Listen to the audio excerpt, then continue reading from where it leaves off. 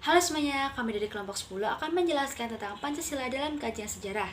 Pancasila dalam sumber historis sebagai kajian sejarah bangsa Indonesia terbagi menjadi beberapa tahap, yaitu yang pertama Pancasila pra-kemerdekaan, era Orde Lama, era Orde Baru, dan era Reformasi. Pancasila Prakemerdekaan.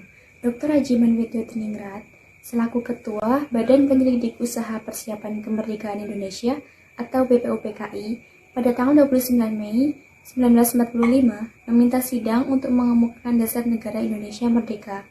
Permintaan itu menimbulkan rangsangan memutar kembali ingatan para pendiri bangsa ke belakang. Hal ini mendorong mereka untuk menggali kekayaan kerohanian, kepribadian, dan wawasan kebangsaan yang terpendam lumpur sejarah. Begitu lamanya penjajahan menyebabkan bangsa Indonesia hilang arah dalam menentukan dasar negaranya. Atas permintaan Dr. Hajiman inilah figur-figur negarawan bangsa Indonesia berpikir keras untuk menemukan kembali jati diri bangsanya. Pada sidang pertama BPUPKI yang dilaksanakan dari tanggal 29 Mei sampai 1 Juni 1945, tampil berturut-turut untuk berpidato menyampaikan usulannya tentang dasar negara.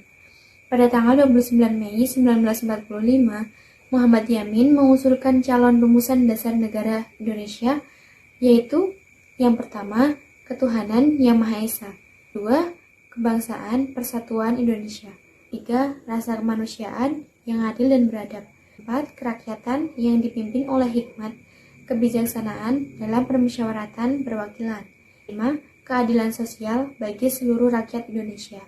Kemudian, Profesor Dr. Supomo juga mengusulkan rumusan dasar negara pada tanggal 31 Mei 1945, yaitu 1. Persatuan, 2. Keluargaan, 3. Keseimbangan lahir dan batin, 4. Musyawarah, dan 5. Keadilan rakyat.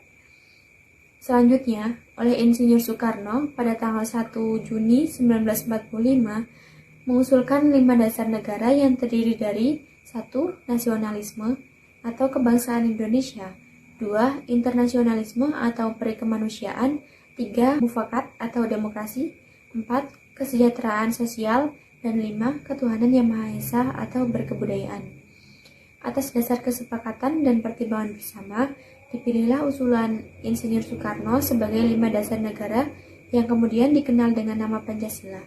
Namun, dilakukan beberapa revisi kata sehingga menjadi sila Pancasila yang kita ketahui sekarang. Pancasila sah menjadi dasar negara Indonesia pada tanggal 18 Agustus 1945.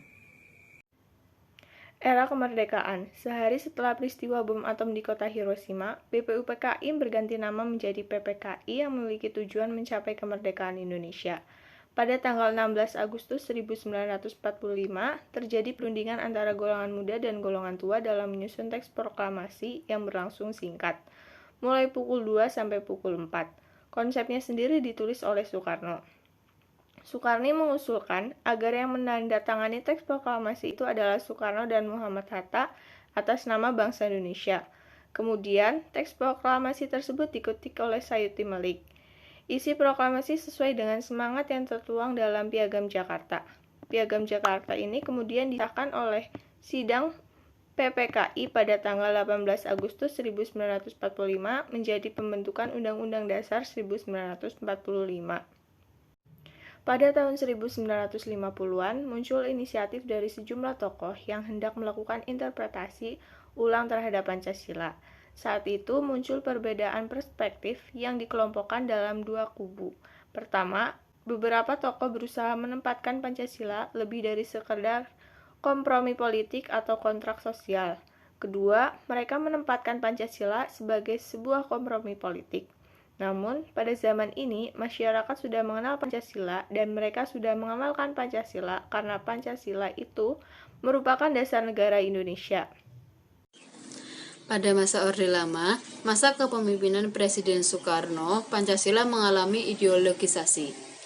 Pada masa Orde Lama, masih dicari bentuk implementasi dari Pancasila itu sendiri, terutama dalam sistem ketatanegaraan. Oleh sebab itu, Pancasila pun diterapkan dengan bentuk yang berbeda-beda dalam kehidupan politik, sesuai sila keempat yang mengutamakan musyawarah dan mufakat masih belum dapat dilaksanakan. Alasannya adalah karena demokrasi yang diterapkan adalah demokrasi parlementer, di mana presiden hanya sebagai kepala negara, sedangkan kepala pemerintahan dipegang oleh Perdana Menteri. Sistem ketatanegaraan yang seperti ini membuat terjadinya ketidakstabilan pemerintahan. Namun, di masa demokrasi liberal, penerapan Pancasila lebih diarahkan dalam bidang politik.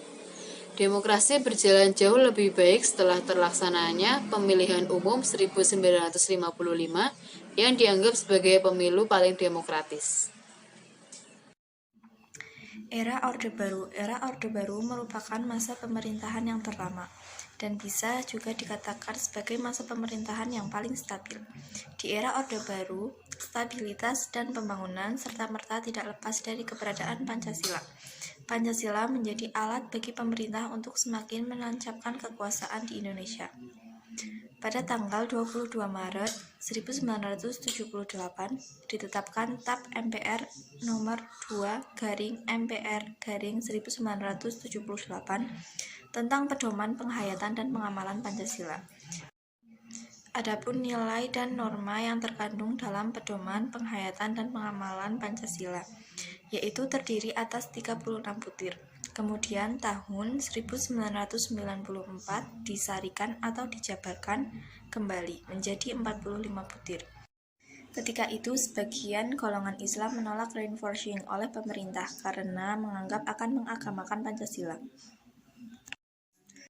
Selanjutnya, pada bulan Agustus 1982, pemerintah Orde Baru menjalankan azas tunggal, yaitu pengakuan terhadap Pancasila sebagai azas tunggal bahwa setiap partai politik harus mengakui posisi Pancasila sebagai pemersatu bangsa. Namun, semakin terbukanya informasi dunia, pada akhirnya pengaruh luar masuk ke Indonesia pada akhir 1990-an, yang secara tidak langsung mengancam aplikasi Pancasila yang dilakukan oleh pemerintah Orde Baru. Demikian pula, demokrasi semakin senter mengkritik praktek pemerintah Orde Baru yang tidak transparan dan otoriter, represif, korup, dan manipulasi politik, sekaligus mengkritik praktek Pancasila. Meski demikian, kondisi ini bertahan sampai dengan lengsernya Presiden Soeharto pada tanggal 21 Mei 1998.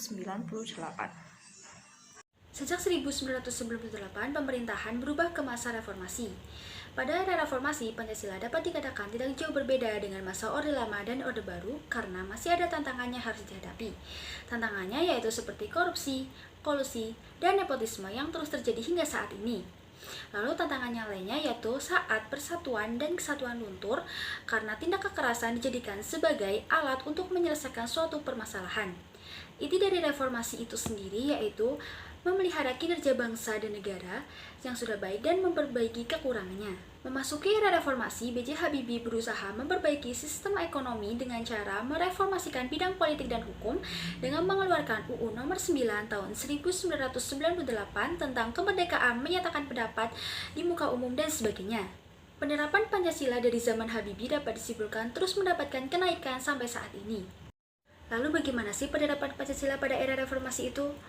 Pancasila di era reformasi dapat dikatakan sudah mengalami kenaikan pesat dari sebelum-sebelumnya karena masyarakatnya sudah mendapatkan pendidikan Pancasila dan dapat menerapkannya dalam kehidupan sehari-hari. Namun masih ada juga perilaku masyarakat yang menyimpang dari nilai-nilai Pancasila. Selain itu, pada era reformasi terdapat beberapa kelemahan-kelemahan yang melenceng dari nilai-nilai Pancasila. Yang pertama yaitu Pancasila dijadikan sebagai ideologi bangsa tanpa memperhatikan relevasinya dengan perkembangan zaman. Yang kedua, para elit politik cenderung memanfaatkan perkembangan reformasi untuk meraih kekuasaan. Yang ketiga, pemerintahan kurang konsisten dalam menegakkan hukum. Yang keempat, menurunnya persatuan dan kesatuan